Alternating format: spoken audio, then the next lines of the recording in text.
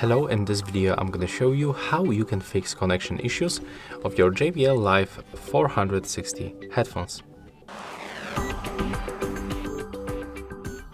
So this video will be useful for you if you have, for example, the unstable connection, or if you cannot pair them successfully to your device.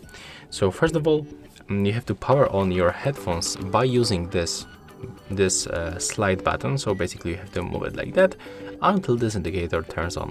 It will take for like 2 or 3 seconds. Next, you have to locate these buttons. That's the volume up and the volume down button.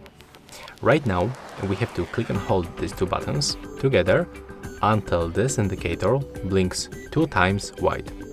So let's do this right now. Click and hold on these indicators and take a look, on these buttons, and take a look for the indicator. It blinks, 2 times, and right now release both buttons. Right now our headphones will restart and they will move to the pairing mode automatically.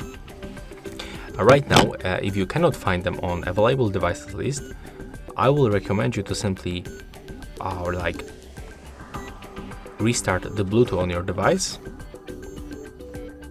For a few seconds, just turn it off and turn it on back.